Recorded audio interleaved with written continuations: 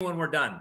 Hi, everybody. Welcome to the podcast. This is Dan McCormick. We are live on the Greatest Salesman podcast, another what I call Wisdom Wednesday, outrageous guests each and every week. If you're new to the show, we certainly hope that you will like the show, share the show, comment on the show, review the show. If you're live with us on Facebook, we love your comments as we go. We really love your feedback and your comments. And then, of course, if you're with us on YouTube as well. It'll also be posted at a later date on thegreatestsalesman.com, thegreatestsalesman.com. You can read and or listen to any of the podcasts. This is now episode number 37. You can also hear the show on any of your favorite podcast sites and apps. So it is so great to be with you. We have guests coming in, I see already, from Las Vegas to Salt Lake City to Vancouver Island, people overseas, Scotland, we welcome you. It is always great to be here. And, you know, I have now known you for better than 10 years. But before I get into all that, let me just start the way I love to start the show. First of all, how are you? I am fantastic, Dan. I'm delighted to be with you. And I know you just love talking about the stuff you've done in your life, but I'd like to first ask, like I always start every show, from a value proposition, so many busy people in the world. What do you think 3 things are that have shaped your life or each and every day of your life are? Well, that's a great question. I think the first one would probably be I was raised with a father that would ask me each night, have you added value to someone's life today? Wow. So he's been gone for 16 years, but I still ask myself that every night. Have I added value to someone's life today? And it really kind of gets you out of yourself and into a state of contribution. And that's really been very, it's really formed who I am.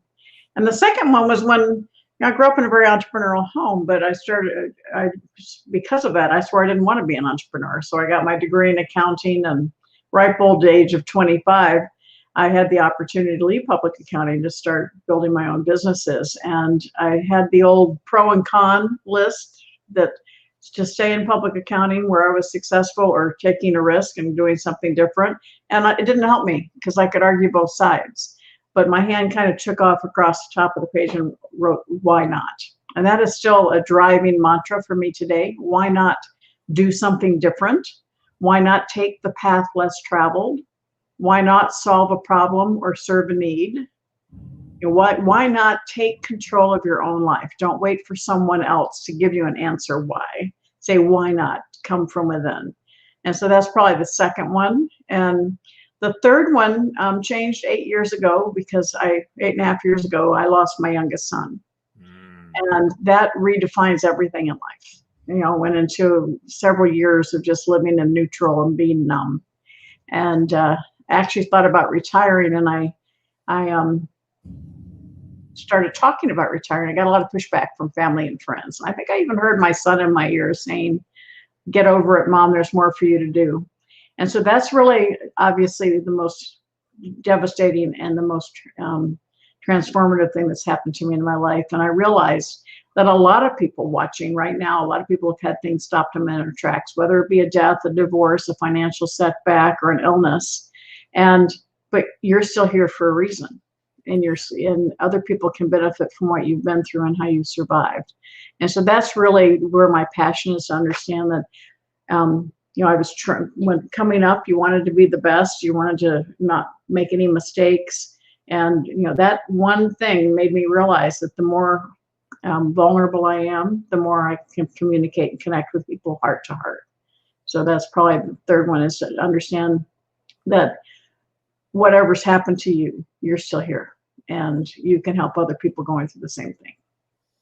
Sharon, that is why I love that question to start the show. It just appears that the greatest salespeople in the world, which you're in that chair today, you probably know how many millions of books you've been a part of, but I sure don't. I know it's in the millions and millions, and I love being a part of it, just knowing you. But to have a father to give you that kind of a mantra for life is just an awesome experience.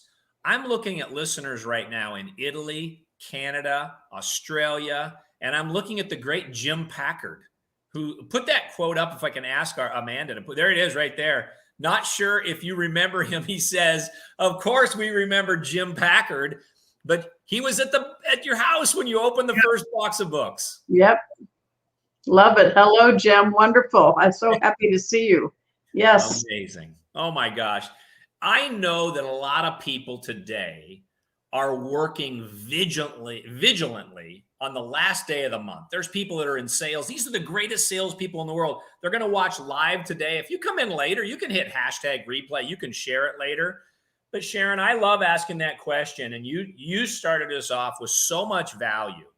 But I've got to then kind of fast forward because your background is so rich, working with different presidential campaigns on the financial literacy, coming from a position of accounting, which led you to the relationship with Robert Kiyosaki. You have that financial literacy. You have the awareness of this incredible set of principles in Rich Dad Poor Dad. I think it was 1997, wasn't it, when it came out? April 8th, 1997 is when we originally released it. I mean, iconic bestseller. Libraries around the world have it. People have notes. This is actually from the first printing, right? Wow. Because then we ended up getting to this one, which was #1 on the New York Times bestseller. But this was the original edition. Mega congrats. I have notes up on so many different screens because there's so much to talk about with you. When it comes to Rich Dad, Poor Dad, and here we are 24 years later, what are some takeaways that you have 24 years later from that? Well, I think from a standpoint of whatever your message is, share it, don't tell it. You think about teachers, you learn something and they're telling you and you're reading a book and it goes into your brain. But if you really want to impact people and their thoughts and how they act in their hearts, is you share a story, you share something with them so that they have the opportunity to connect heart to heart. And I think that's why Rich Dad Poor Dad was so successful, because we shared a story. And even the title, Rich Dad Poor Dad, immediately you kind of decide which one you had, right? Or which one you want to be. And so you immediately connect with the book. And that's what's so important in any form of communication. What we're doing right now, right? You ask those 3 important questions so that people watching and listening can connect with me in a different way than they would normally have heard from me. And so that's a powerful tool to understand how best to connect with people. It's interesting. Earlier today, I shared in a different setting, a non-sales environment, a financial podcast with a group of people, more of a group chat, if you will. And the U.S. investing champ in 2020 in the United States of America, the U.S. investing champ, I mentioned you were going to be my guest today. He says, I don't know how you find time to do that. But that was the book that changed my life, Rich Dad, Poor Dad. So even to this day, people connect. And whether it's, the world of direct selling and networking, which I'm in, obviously I was taught about this whole concept of people that work for money. I made $5 an hour building tennis courts.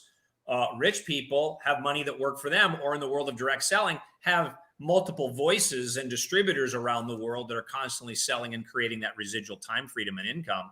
#1 New York Times bestseller. How many millions of those have sold all over the world? Do you know?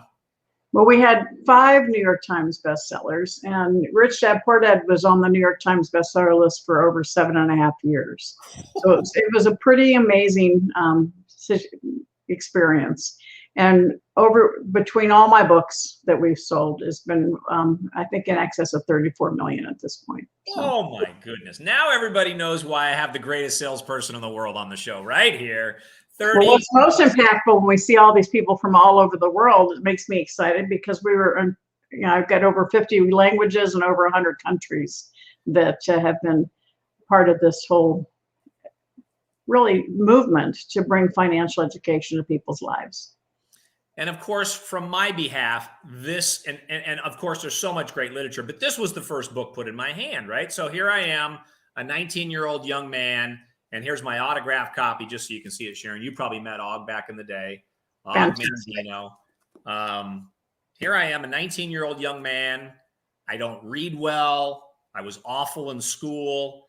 And lo and behold, I start reading this parable, and it changed my life. You remember when you first read the greatest salesman in the world. Why don't you tell everybody when you think that was? Yeah, I was 22. And actually, what I just shared with you about Rich Dad Poor Dad, it's a parable.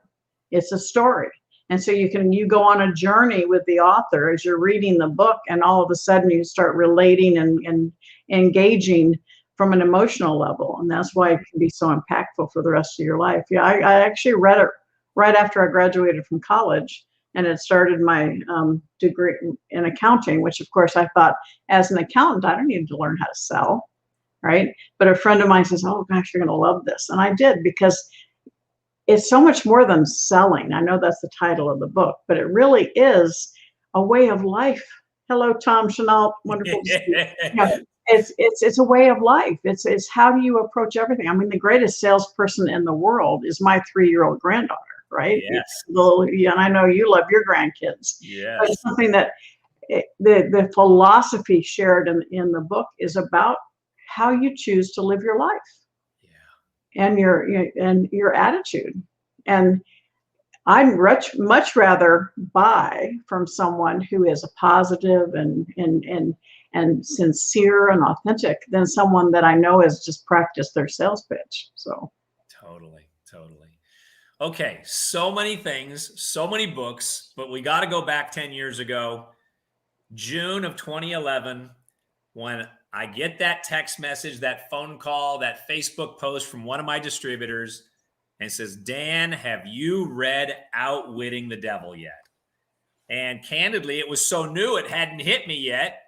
And lo and behold, within weeks, you're a guest on one of my other shows, and we literally blew it up right on the Amazon rankings. We saw the rankings just soaring as we had thousands of people watching. And here's my copy, my hardbound copy. And I will never forget that. And I just maybe tell people that haven't heard the story how it, because you work with the Napoleon Hill Foundation. So how did it all come about that you become the annotated author of a book that was written in the late 30s, 1930s? Well, thank you. And I'll try and give you the short version. As you've been talking, I built the Rich Dad organization. I was Robert's partner for 10 years. And I left in 2007 because we were no longer aligned, not knowing what was going to happen. So I tell people sometimes you have to close the door for other doors of opportunity open. And that's when a few months later, I got the call from President Bush, and I served both President Bush and President Obama. But I also got a phone call from the Napoleon Hill Foundation. We know what happened to the economy in 2008, and they wanted to reinvigorate his teachings. Now understand that most people, then young people, didn't even know who he was, didn't know what Think and Grow Rich was, so they wanted to reinvigorate it. So my first effort with them was 3 Feet from Gold, which was an incredible project. Yeah. Love it. And we just did a 10th anniversary edition. But the month we released that, which was in October of 2009, I got a call from Don Green, the CEO of the foundation, saying, I have this manuscript. I don't know what to do with it. Will you look at it? And it was, outwitting the devil. Oh my gosh, I don't need negativity in my life. And my daughter's a minister, and she says, Mom, I need to pray over you. I said, all right, send it to me. So I go over to San Diego, where I do most of my writing, so I can see the ocean, turn off all the phones, stay by myself. And I read this book in just a couple of hours. It just really transformed the way I look at life. And it's literally, I was only the 4th or 5th person in the world to read this, because it was a typewritten on a manual typewriter manuscript with handwritten notes by Napoleon Hill in the margins. And I mean, it was awesome. It's as if I was having a conversation with him. And why was he wrote it in 1938. So Think and Grow Rich came out in 1937 after 25 years of him working on it. And when he released it, he was frustrated, because he said, even though people know what they're supposed to do to become successful, they don't do it. Talks about fear. So he actually added that chapter, the 6 Ghosts of Fear, to the back of the book, but he says it's not enough. So in 1938, he sat down and wrote this manuscript, Outwitting the Devil. Well, why didn't we see it? Well, his wife worked for the Presbyterian College, and the title scared her to death. She forbid it to be published, so it got locked in the vault.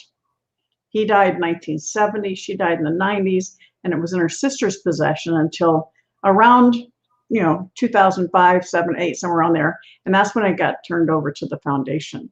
And Don Green wasn't sure what to do with it. And I said, Don, this has got to get out. So I had the incredible honor to release it along with annotations comparing what was happening in 1938 to what's happening now. And for diehard Hill fans, I had it completely separated so you could just read his stuff and skip over mine. But the intent was to bring his messaging to that younger generation, which was why my comments helped make that happen. And so it was an incredible opportunity for us to see how fear holds us back. And I know you and I've talked about this so many times. In your industry in particular, fear keeps people from taking that next step. Fear of rejection, fear of criticism. And certainly this last year, if you go to page 61 in the book, it says it's an interrogation of the devil. He says, at one point in time, I'm going to bring all men to their knees, combining the fear of poverty and the fear of death. Hello, 2020. Well, we're still trying to get through. Right. And so it's an incredible manuscript. It's an incredible book, and it truly has brought his teachings to the younger generation because it's a little in your face, a little irreverent. In the audiobook, I made them hire 2 different actors. So there's like a radio drama, and the devil's voice is low and grovelly. Wow. So I just love it. So I haven't listened to the audio version. I'm such a writer and such a note taker and so on. It's so cool to hear that story again. I love original stuff. And when you put that piece at the beginning of the book with his handwritten notes there, I mean, it just gives you such an outrageous feeling. I wanted to share a little bit about, because it was like that throughout the manuscript as I was going through it, and I'd be reading it's like I was communing with him. I'd read what was typed, and then I'd read his comment, and it was like having a conversation. It was really awesome. All right, I just got to pause for a minute and say, if anyone's joining us late, you can go to SharonLechter.com. Sharon, is there any other website, or is that the best one? SharonLechter.com? SharonLechter.com, or you can go to the Play Big Movement Facebook group, PersonalSuccessEquation.com. We want to give you the tools to take control of your financial lives. And of course, my new book, Exit Rich, you can go to exitrichbook.com/buy to get an advanced copy. Yeah. Yeah. Wow. I mean, I just got to imagine that in the heavens right now, that Og and Napoleon would be having just this marvelous lunch discussing their contribution, or others that have taken their wisdom like you have and just speak so loudly of principles, because these were men of principle. They were men of such indelible principles that they were non-negotiable on how they lived their life. They were just so aligned. I believe that they were aligned with everything that they read in the Bible. They really wanted to live an honorable life. And it's just such great wisdom. And as I look at it, as I feel it, and as I remember that first interview, I think Sandy Brewer, who's on the screen there now, said that she remembers the first interview we did in 2019. I think I was sitting in my house in Coeur d'Alene, Idaho in 2011. It was just terrific. There is so many places to go when I think about this. I mean, I've got your Think and Grow Rich for Women here. I've got one of my leather-bound coupled Think and Grow Rich with Acres of Diamonds. I mean, the depth of wisdom that is here is just so outrageous. When you wrote the book, and let me rephrase that. When you first started going through the interview with the devil, I'm going to paraphrase, but I think Napoleon says something to the effect of, you can discern whether it's me or this is real. Goosebumps when you first saw that? I mean, how did it feel? Yeah, absolutely. I mean, when you get into the deep part of the book, and it talks about, he takes on every taboo, Jan, and everyone. That. He takes on sex, politics, religion, education, alcohol, cigarettes, before we even knew cigarettes were bad for you. Right. And one of the greatest examples is he asks the question, did you learn your religion through fear or faith? And I grew up in the Southern Baptist Church. I practically lived there.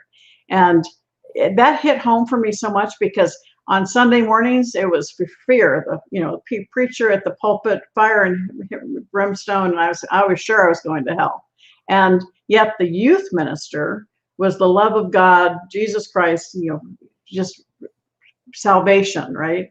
And so that was so impactful to me, because there are so many people that learn things through fear develop guilt, develop that they never get out of that fear. And that's what Outwitting the Devil is all about, how to get past that fear. And so when I first read the manuscript, I saw so many things that could help. But in that first section where he says, you can think that I'm the real devil, talking to the real devil, or an imaginary devil. The question is, will you derive any benefit from what I share? And it saddens me, Dan, not too many, but every once in a while we'll get somebody who is a professed strong Christian who won't touch it and won't read the book because they feel like it's some sort of, anti-Christian propaganda. And I go, you obviously haven't read it. Right. All right. I'm a very strong Christian, and it is so full of godly advice, whether that devil was the real one or just the man-made one inside us. So many times it's our own thoughts that hold us back. Yeah, I'm so glad you brought that up because I just opened the book. You gave me the autograph copy to that was Napoleon's, I think, Burning Desire, chapter 1, Faith, chapter 2. Obviously, we've heard faith over fear is a big thing. And when you really dive into chapter 4 or even chapter 3, the strange interview with the devil, and then you get into drifting with the devil, maybe talk about that, because I think that if there was an inspiration for listeners today that are aspiring to be, whether it's the greatest salesman in your company, the best mother, the best teacher, the best friend, neighbor, grandma, friend, son, daughter, whatever you want to be the greatest at, drifting, he's got you. Yep. Drifting is when you give up control to others. Non-drifting is when you are in control of your own mind and actions. And it just is so pervasive today, Dan. During this whole pandemic last year, people were saying, I'm changing my day pajamas for my night pajamas, or I'm binging on Netflix, and I just go, oh my gosh, what a perfect time to recalibrate and readjust your life and what you're doing to create the next best chapter. But when you just binge on Netflix and don't put any action into your life, any thought into your life, you're drifting. Yeah. And you're letting other people. It's like being proactive versus reactive. And numb. I mean, when you are drifting, you're kind of numb. You go with the flow. Somebody asks you what you want. Well, whatever. Right? That's allowing the world to define your future instead of creating your own future. When you think about the word inspiration, and you think about Og sitting at the typewriter that night, he's working for W. Clement Stone. He's working for the Success magazine as the editor-in-chief. And here he has this manuscript, and he doesn't have the scrolls. And he simply says, I was there while I was at the typewriter, while it just kept going that night. And there's those scrolls. And Betty made, I think, one change maybe to the entire manuscript. And here we have this interview, which to me, if you think about delayed gratification, here's Napoleon in the late 30s, getting this inspiration, this interview with the devil. And what was so fascinating is just the candor of the questions. You have to answer honestly. And you bring that out so beautifully in the book. Talk a little bit about maybe self-discipline as the individual. Because, Napoleon, he was right there every step of the way, just grinding the devil to death there. It was great.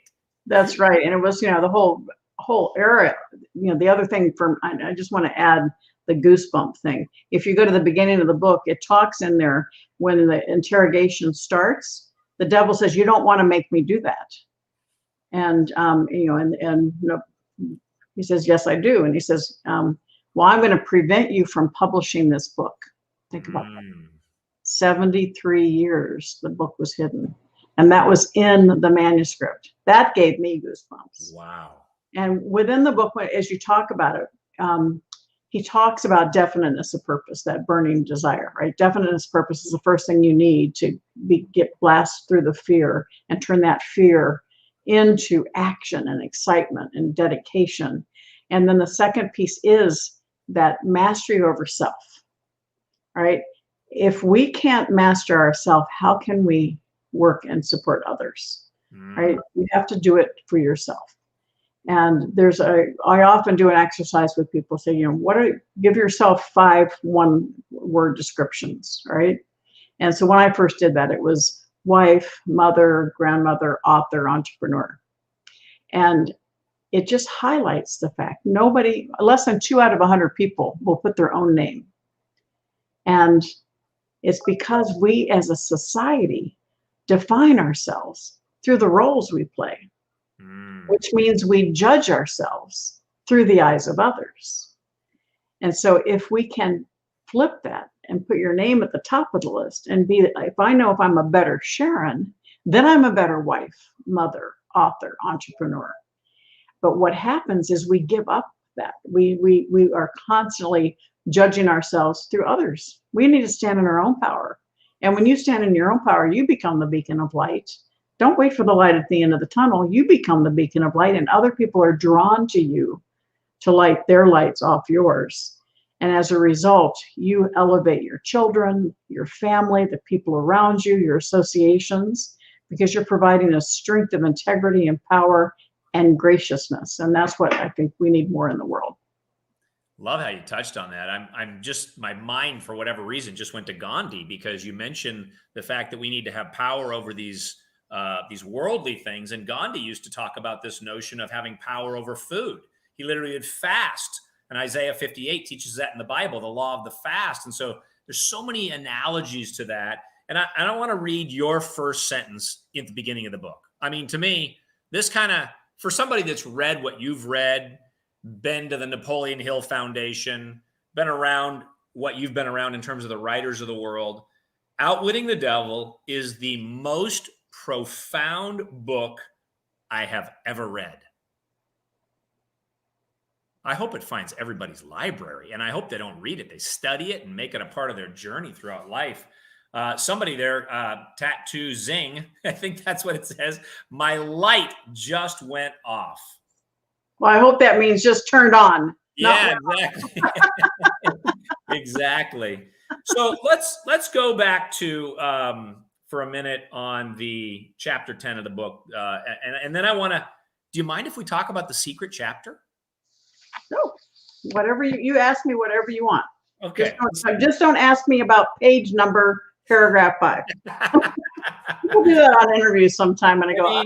Well, I mean, there's so many things to talk about. I mean, I think about learning from adversity. I mean, hypnotic rhythm. I mean, what strikes you at this day and age and where we're at today when we've got the greatest salespeople in the world? I mean, literally there's Dr. Bill Toth, one of my previous guests, him and his wife, some of the greatest salespeople in the world, some of the finest people in the world. What strikes you today when you're talking to a group of people that are on the journey with you, reading it, studying it, wanting to be more, serve more, sell more, etc.? Well, I think from this very beginning, when he talks about to begin a new, today I begin a new life with his things, it's about, the term selling needs to get rid of the tarnish, because we sell every single day. Every time we open our mouth, we're selling. The issue is in a commerce perspective, I talk about selling versus serving. All right. When you sell, you are creating a transaction, a one-time thing. And you make that sell, you got to look for somebody else to sell. All right. I like to use the word serve, because when you serve someone, you are creating a relationship like you and I have, that power of association. And that relationship will generate a lifetime of sales. All right. So the selling is the result of honest and service and communication. And it's so important, particularly in today's world, because there's so much stuff, there's so much noise. Be authentic in your communication. Be authentic in serving someone. I tell people, don't think you're selling somebody. If you have something that will make their life better, shame on you if you don't share it with them. That's right. That's right. And when you change the way you look at it, you change the thought process, then that tarnish goes away, because you realize you have something that will make them better. And they may choose not to do it right now, but you know what? You've been of service to them, and by sharing it. Well, you know what? You queued me up perfectly, because I need to pause and I need to sell. On behalf of the Augmandino Company, I could not be more proud to be the ambassador for the Augmandino Company. Just probably like you feel, to serve with the Napoleon Hill organization and write what you've written. I mean, you just love the message. It's so genuine. And so I hope that today, if all of these greatest salespeople in the world are looking to serve more people, we're on Facebook right now. There's 2.5 billion people connected some way, some shape or form. And the Og Mandino company has discovered how to work with one of our clients who was a white hat hacker, a literal person in the White House working on how to make algorithms work. And we now have a program called habitfinder.com/social VIP. If you're with us for the first time today, you can see it going across the screen right now at habitfinder.com/social VIP. You can download a program and be taught and be partnered with the Og Mandino company on how you can serve more people, have more relationships, utilizing the same type of genuine, authentic love for others that Og had. And that's what the program really teaches you. $297. You'll have an entire program of everything you need to know about how, when, why to comment, why not to comment, when to post, why to post. We have spent tens of thousands of dollars creating this program, and the Og Mandino company has never been the same in the last 90 days since it came out with this program. So on behalf of the program, it's great to be with you. She's Sharon Lechter. She's my guest today. She is none other than the co-author of Rich Dad, Poor Dad. She's got, how many books have you done on your own? Well, I've done a total of 26 books. 26 books, yeah. People. I mean, including Think and Grow Rich for Women. Outwitting the Devil is how we first met 10 years ago. This summer, it'll be 10 years this summer. And it is just so great to have you. So I'm going to turn to the back of the book here, and I'll just show everybody, just in case they didn't get the teaser, called The Secret Chapter. Of course, the book, The Secret, the movie, The Secret, anything to do with The Secret, right? I'm holding the greatest secret in the world. So The Secret is a fun thing. When I turn to the greatest, now I've got it up on my screen right here because, of course, it's an online version. So let me just bring that up. Where do I have The Secret Chapter? Oh my gosh, I got so many tabs up. Here it is. What do you remember about, well, I had it marked, darn it, and now I scrolled right past it. Okay, this is what it's so important because it talks exactly about what Og Mandino talks. The whole essence of the parable in The Greatest Salesman is the power of mentorship and the power of passing wisdom on from generation to generation. And so the Secret Chapter is a chapter where he talks about convening his mastermind. And a lot of the mastermind are people from history that influenced him, and bringing in that knowledge and wisdom from each individual from history. So your mentor doesn't have to be sitting in front of you. I never met Napoleon Hill, but I feel like I know him very well. And so the issue is so important for us to understand. Let's seek that wisdom from prior generations, just like you are, and the Blanchards are preserving Og Mandino's work. We continue to support and nourish Napoleon Hill's work. It's so important for us to take that valuable information and preserve it for future generations. Yeah, that's really well said. So if somebody wants to type that in the comment box right there, The Secret Chapter unlocked for you today. It says in the back of the book, bonus gift, the chapter excluded from the book is available to you as Sharon's gift. An interview with my invisible counselors, my strangest experience, says Napoleon Hill. So you can go to outwittingthedevil.com for that. And I just wanted to read one paragraph from him because what you just said is so true. And in how we get the feelings of masterminds when we're with people and we're optimistic and we're adding to our journals, we're taking notes and we're writing down our feelings and we've got our main definite purpose statement. And then he says, my visitor departed, leaving behind a feeling of aloneness, similar to that which one might have felt if a fellow traveler had opened the door of the car and stepped out.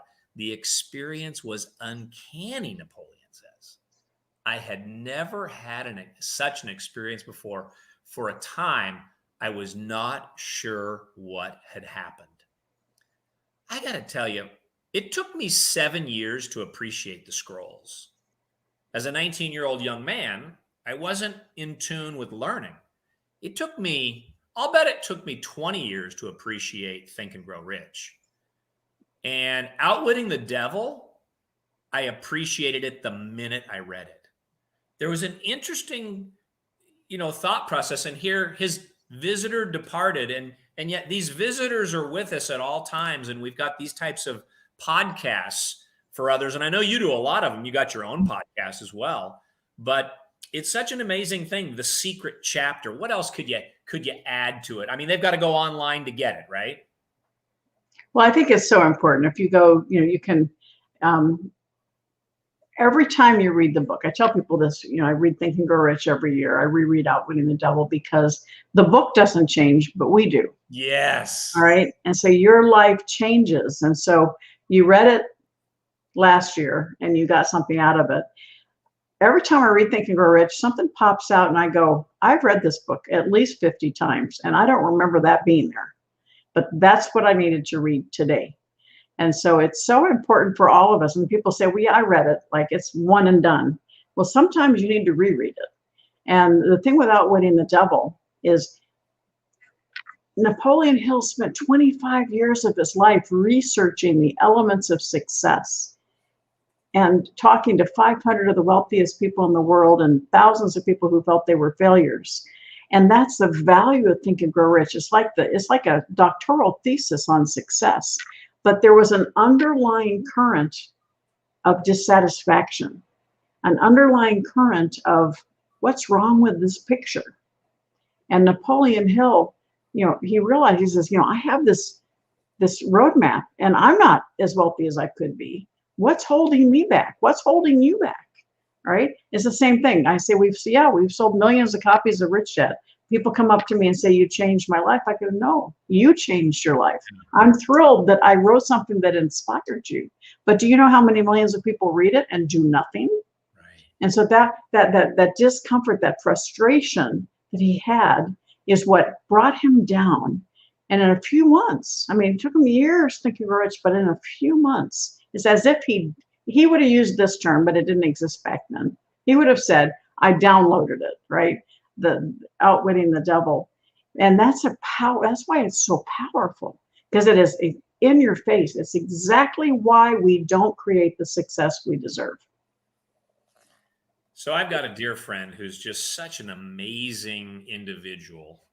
He's been on my shows many times. He's been on this show as the greatest salesman. He truly is the greatest salesman. He sold more yo-yos than anyone in the world. Used to make $1 million a month selling yo-yos. Alan Nagao, one arm, one leg, one of the greatest people ever. And he just talks ad nauseum about the main definite purpose statement. He'll get up on stage and he'll do his main definite purpose statement over and over. He coaches people how to do a main definite purpose statement. I wonder how you approach it today for you, or how do you teach it today? I got all of the highlights in here on how it's mentioned in Outwitting the Devil. Of course, you can go to Think and Grow Rich for more details. But how do you like to speak about the main definite purpose for these greatest salespeople that are watching today? Well, in my words, not in the words of Outwitting the Devil, okay? Successful businesses solve a problem or serve a need. When you focus on the problem you're solving or the need you're serving, that is your definite purpose. December of 1992, my son came home from college in credit card debt. I was devastated. I was mad at him, mad at myself. In December of 1992, I dedicated the rest of my life to financial literacy, financial education, entrepreneurship education. I'm as passionate about that today as I was then. My definite purpose is to provide the tools that people can use to create financial freedom, financial comfort in their lives, and on the way to financial freedom. And so I am committed. It's not just passion, it's commitment. Okay, passion is strong, but when you get to that point, when you align your passion with your purpose, you have commitment and you have definite purpose. I gotta just pause. I gotta take notes on that. I'll go back and listen to you. Got to align your passion with your purpose. Someone's going to type that in there for us as well, so it can be on the screen. But I'm going to close by just saying thank you. And it's just so, every time I pick up this book, or if I pick up this book, I just have these feelings of just such genuine authenticity with every word. You can almost turn to any page and just feel uplifted in the moment in the world that we live in today. And let's close with maybe another comment in closing here about how we can challenge the world to not drift. I mean, these are the non-negotiables of life, right? I mean, you're going to get up and you're going to go and you're going to do, and you're going to read the scrolls. You're going to study the book. You're going to read the Burning with Desire, whatever. You're going to go your main definite purpose statement. But what are some closing thoughts maybe to get people to say, you know what, I'm not drifting anymore? Well, I would close this way. We are all where we are today because of the choices we made before today. Yes, things happened to us, but how we reacted to them, we chose. So we are where we are based on the choices we made before today. If you want something different in life, you want something better, you want something completely different, just start making different choices. And think of the concept of the difference between proactively determining your life or reactively having a life determined for you. Are you proactive or are you reactive? And we live in a world where a lot of people want to live below the line, which is lay blame, justify, make excuses. It's almost a human fail-safe, right? I want to justify, I want to blame somebody else. I want to, make an excuse for why things didn't go my way. But when you step above the line and you're accountable for who you are and you're responsible for your actions and you share and you elevate to a point of being of contribution, right? Responsible, accountable, contribution. Then you truly are not drifting, you are in control. And in the book, the devil says, people that are non-drifters have control of their own mind, and I don't mess with them. Right. So you find yourself in a position of positive harmonic rhythm. If you decide to let the world figure out what you're doing, go with the flow, that you are his target. He wants to mess with you in every way he can. And so don't let him. Take control of your thoughts, make different choices, and be accountable, responsible, and of contribution. Heavenly, just heavenly. Utana, I'm seeing your quote right there. Let's put that Utana's malo. I will not continue to drift. Okay, there's a main definite purpose right there. And I don't know how many times I've interviewed you and we've discussed this over the last 10 years, but it's always a thrill. It's always uplifting. It's exhilarating. It's, and one of my great mentors in life was a man named Spencer W. Kimball, an iconic religious leader from Arizona, as a matter of fact. And his favorite word was remember, because if you learn a principle, one of those great words is to remember those principles that make a difference in your life. And I thank you for being a friend, to being a contributor, someone that loves to serve and teach and be an example for helping us be reminded of these great principles today. So on behalf of thank you, Dan, and thank you for preserving Aug's work and given me the opportunity to be with you again, because I love it when we work together. It's fantastic. Thank you. It really is. What a thrill. Thank you, everybody, for listening today. If you're on the podcast, you can hashtag replay. If you come in later, or YouTube, or any of the other mediums where you might watch the show. So many grateful people in the world for your contribution here today. She's Sharon Lechter, SharonLechter.com, everybody, to find out more about her and all of her contributions, podcasts, blogs, books, articles, everything. It's just a true journey to be with, a great journey to be with her today. The Greatest Salesman Podcast, episode number 37 is in the books. I'm Dan McCormick. Have the greatest day of your life, and bye for now.